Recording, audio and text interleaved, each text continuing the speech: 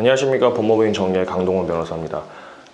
제가 이번에는 토지보상, 지연가산금 다시 한번 말씀드리려고 하는데요. 이게 왜 제가 말씀드리냐면 지난주 목요일인가요? 금요일인가요? 제가 이제 인천에 있는 주안 1구역이라는 재개발 구역에 가서 그 비대위 분들에게 설명을 좀 드렸습니다.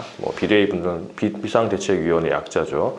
그분들 재개발 구역에 현금 청산자인 분도 있고 아니면 분양 신청하시고 조합원 남아있는 분들도 있는데, 일단은 이제 그 구역에 재개발이 진행되는 거를 이제 막고 싶어 하시는 분들이었는데, 사실상 제가 보니까 시공사도 정해지고 사업 시행 계획도 제대로 될 것 같아가지고 크게 이제 스탑시킬 만한 사유는 없었던 것 같은데, 사건을 제가 수임하고 좀 더 본다 보면은 사유가 나타날 수도 있겠죠. 이제 그 부분은 제가 자세히 설명드렸었고 좀 노원대로 하고, 지금 제가 말씀드리고 싶은 거는 지연가산금에 관해서 오해가 많다는 거예요.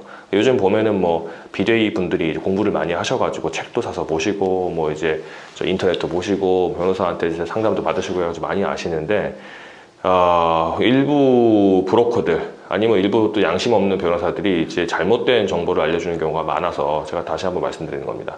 그러니까 그분들이 이제 제가 그 비대위 분들 만나서 10명 조금 내외, 10명 좀 넘는 사람도 봤는데, 목사님도 계셨고, 이제 세무사님도 계셨고, 이제 전문직분들이 많았어요. 그런데서 이제 변호사 사무실에서 와가지고 잘못된 정보를 알려주니까 헷갈려 하시더라고요. 이게 뭐였냐면, 지연가산금, 그분들이 2012년도에 분양신청 기간이 끝났었는데, 그때 분양신청하지 않은 사람들은 그때 이제 현금 청산자가 됐겠죠, 이제. 그러면 그러고 나서 지금 2017년도니까 거의 한 7년 지났잖아요, 이제. 근데 이 지난 기간 동안 그 당시에 2012년도 당시에 수용재결 신청 청구, 그러니까 흔히 하는 말로 조속재결 신청했으면은 7년치 이자를 받았을 거 아닙니까? 그러면 그거 이제 올해 6월부터는 12%로 바뀌었지만 2015년 9월 30일까지는 15%였고 그 전에 이제 그때까지 20%였고 그 이후부터는 15%였기 때문에 상당 기간 한 20%, 15%, 12% 해가지고 단순 계산 15%씩 7년 하면 벌써 한 100%가 넘잖아요. 그러면 나중에 정해지는 보상금이 2억만 돼도 4억을 받을 수 있게 되는 겁니다. 시세 가깝게 받을 수 있게 되는 거죠, 이제.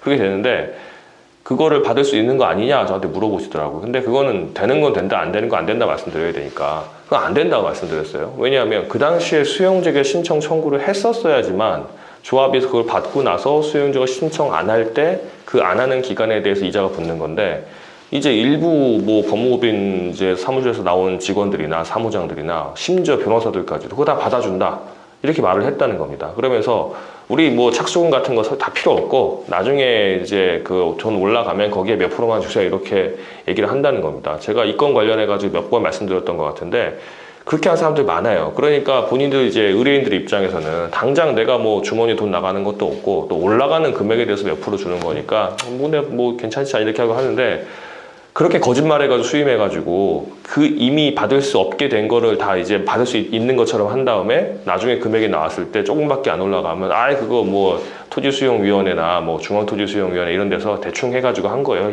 이거밖에 안 올라갔지만 이거라도 해가지고 이제 올라갔으니까 몇 프로 주세요. 그러면은 울며 겨자 먹기로 주는 겁니다. 그러면 그 전에 거 이자 받아야 되지 않겠어요 하고 나 행정소송까지 할래요 그러면 우리가 맡은 수임 범위는 수용재결까지만 있고 행정소송 별도로 해야 되는데 뭐하러 하세요, 해봤자 비용만 들고 하는 거니까 그냥 조합이랑 합의하고 나가세요 이렇게 하는 경우가 많아요. 실제 이 조합에서 그렇게 했답니다.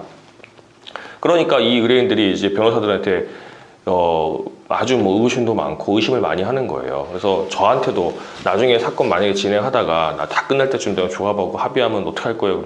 합의할 수 있죠. 당연히 합의할 수 있는 건데 말도 안 되는 금액으로 쫓아내듯이 합의하는 게 아니고, 우리가 원하는 금액이 있으면 조합도 준다는 금액이 있고 그 적정선 어딘가에서 얘기를 해야 되는데, 그냥 수용재결 끝나자마자 이의재결 끝나자마자 나가라고 하면 그건 말이 안 되는 거거든요. 그래서 저희는 그렇게 하지 않습니다. 설명을 드렸었습니다. 그리고 지연가산금도 이미 지나간 시간에 대해서는 타임머신도 없죠. 시간을 되돌릴 수가 없으니까 못 받는 거예요. 그건 안 되는 겁니다. 그건 안 되는 거고, 이후에 다른 방안을 찾아가지고 이제 금액 올리는 방안을 생각해야 된다고 제가 말씀드렸습니다.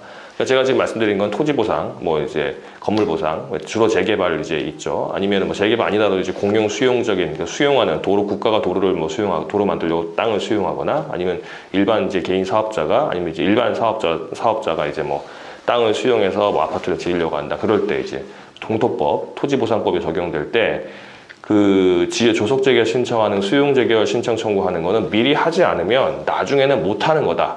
아셔야 된다. 이제 그거에 속지 않으면 좋겠습니다.